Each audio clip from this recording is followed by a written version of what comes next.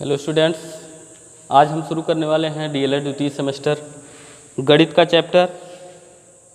आपका है अनुपात। ये अनुपात को आज हम शुरू करेंगे। इसके पहले के चैप्टर में हमने आपको जो है क्वेश्चन को कल हमने सॉल्व करवाया था और हमने कहा था आपको जो भी दिक्कत होगी उसको आप बताइएगा। तो चलिए आज हम नया चैप्टर शुरू करते हैं, अनुपात।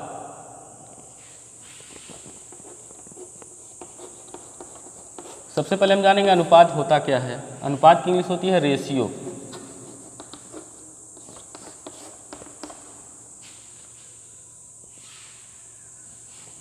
तो यहाँ पर अनुपात होता है आपका दो समान राशियों का ऐसा संबंध जिससे वह यह व्यक्त करे कि प्रथम राशि दूसरी राशि में कितनी बार सम्मिलित है, उसे हम अनुपात कहते हैं।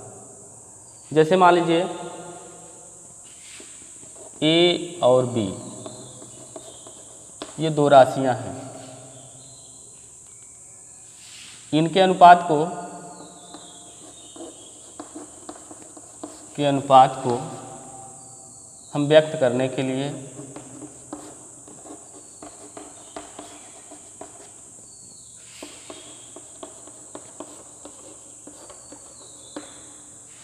A/B लिखेंगे हम, यानी कि B जो है A में कितनी बार सम्मिलित है यह आपको इससे पता चलेगा। और अगर हमको यह अनुपात रूप में इसको चिन्ह सहित लिखना है तो ये A अनुपाते B हो जाएगा। यह अनुपात का चिन्ह है। जो दो बिंदु होती है ये आपका, इसको हम क्या कहते हैं, अनुपात। यह अनुपात का चिन्ह होता है। और A/B है, A/B है, अर्थात ये भाग का जो चिन्ह होता है यह भी अनुपात ही होता है। A/B यानी A अनुपाते B, इसको आप कह सकते हैं। तो यहाँ पर इसमें अनुपात में इनके पदों को दो भागों में बांटा गया है। ऊपर वाले को हम पूर्व पद कहते हैं और नीचे वाले को हम उत्तर पद कहते हैं। ऊपर वाला आपका जो है ये A पूर्व पद है, नीचे वाला B जो आपका है ये उत्तर पद है। अब यहाँ पर अनुपात के कुछ गुण हैं, इनको देखते हैं।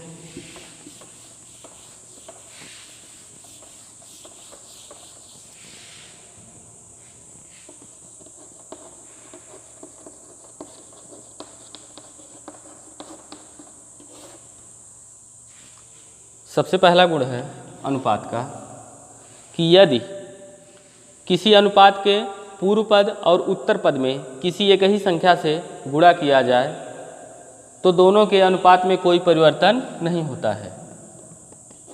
यानी यदि किसी अनुपात के पूर्व पद और उत्तर पद में किसी एक ही संख्या से गुणा किया जाए तो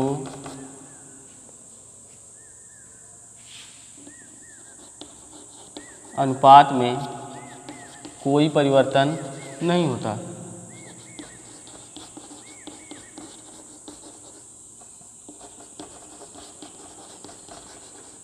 अनुपात में कोई परिवर्तन नहीं होता है।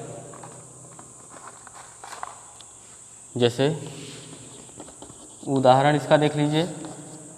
मान लीजिए A/B है। अगर हम इसके पूर्व पद यानी अंश में हम K का गुणा कर दें और हर में हम K का गुणा कर दें तो ये जो संख्या बनेगी ये हो जाएगी AK/B। ठीक है, तो इसके अनुपात में कोई अंतर नहीं आएगा। अगर आप चाहें तो K काटेंगे फिर आपको A/B मिल जाएगा। ठीक है, तो इस तरह से यदि किसी अनुपात के पूर्व पद और उत्तर पद में एक ही संख्या से गुणा किया जाए तो अनुपात में कोई परिवर्तन नहीं होता है। यह अनुपात का पहला गुण होता है। इसके बाद दूसरा गुण है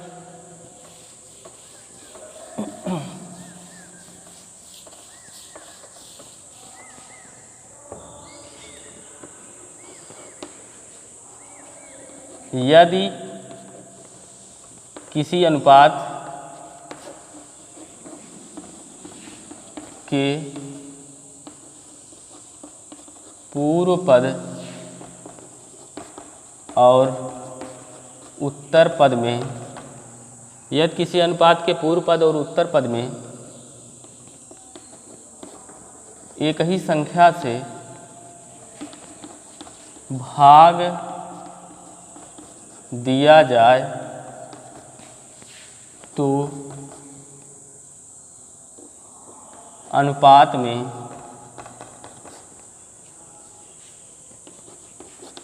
कोई परिवर्तन नहीं होता।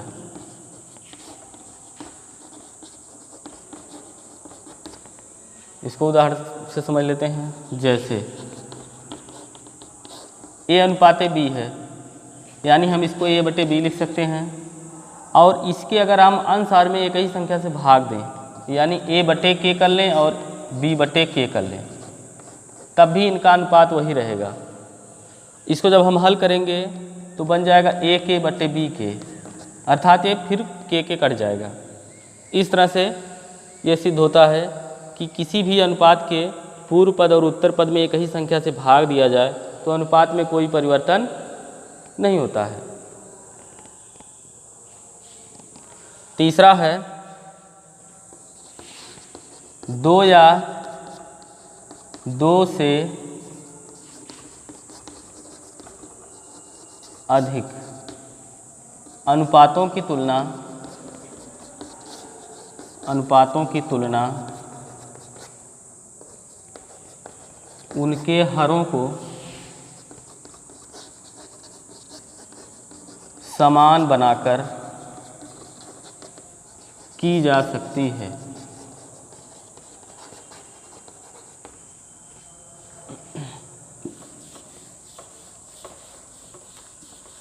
यहाँ पर आपको है दिया गया कि दो या दो से अधिक अनुपातों की तुलना उनके हरों को समान बनाकर की जा सकती है।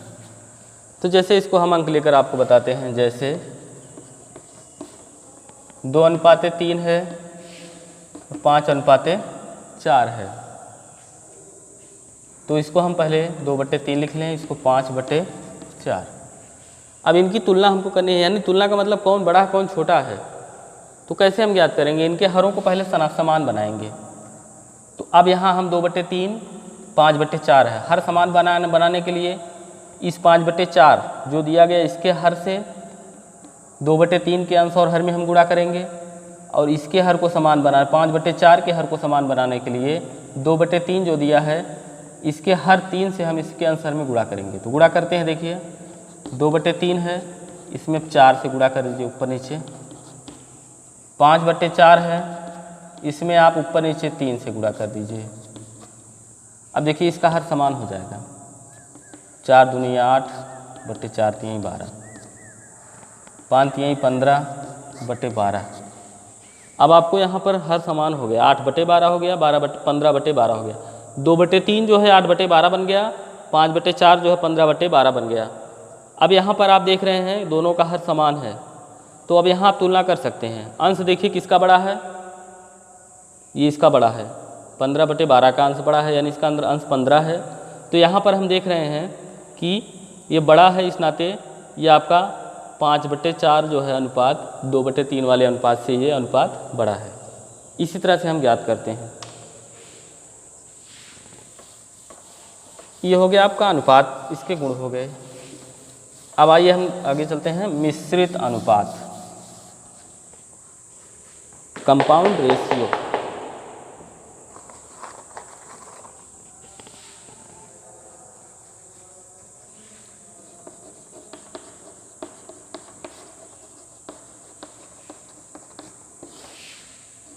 मिश्रित अनुपात, कंपाउंड रेशियो। मिश्रित अनुपात होता क्या है? दो या दो से अधिक अनुपातों को गुणा करने पर गुणनफल जो प्राप्त होता है वह उनका मिश्रित अनुपात कहलाता है। लिखेंगे दो या दो से अधिक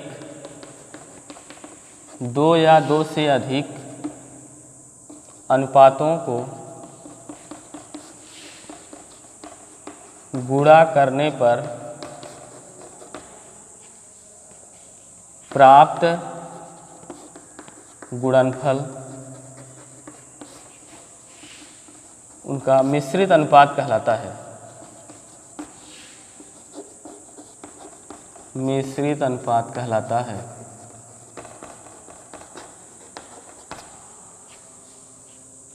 जैसे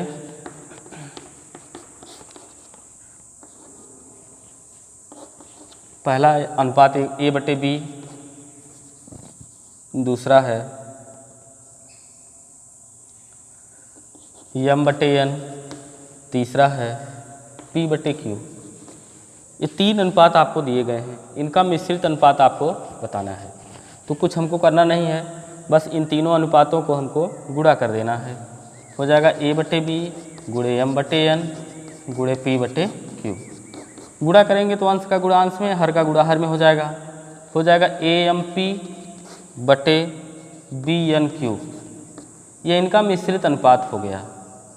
अगर हम कोई अंक लेकर आपको बताएं, जैसे मान लीजिए 2/3 है, 1/2 है, 1/2 ना 1/3 ले लीजिए, 5/4 है।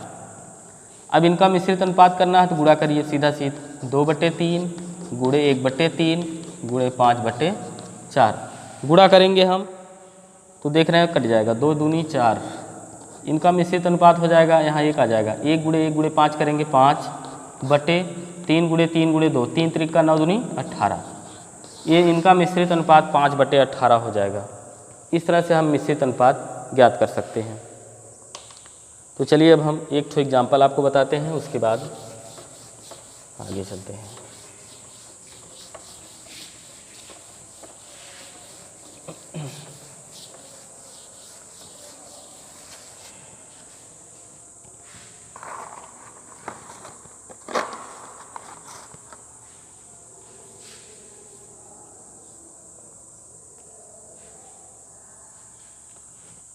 यहाँ पर आपको बताना है कि सरल अनुपात में बदलिए। सरल अनुपात में बदलिए। सरल अनुपात में बदलना है, जैसे 221 बटे 289, 221 बटे 289 दिया है। अब इसको सरल अनुपात में बदलना है, यानी कि इसको आपको सरलतम रूप में लिखना है। सरल अनुपात में बदलने का मतलब क्या हो गया, इसको हमको सरलतम रूप में लिखना है। तो हम पहले देखें ऊपर और नीचे वाली राशि किस संख्या से कट रही है। यहाँ पर हम देखेंगे तो ये संख्याएं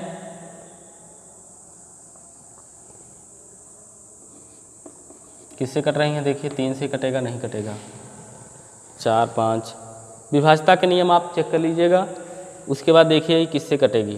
तो ये इधर छोटी संख्या से नहीं कटेगी, ये सीधे अब 17 से कटेगी।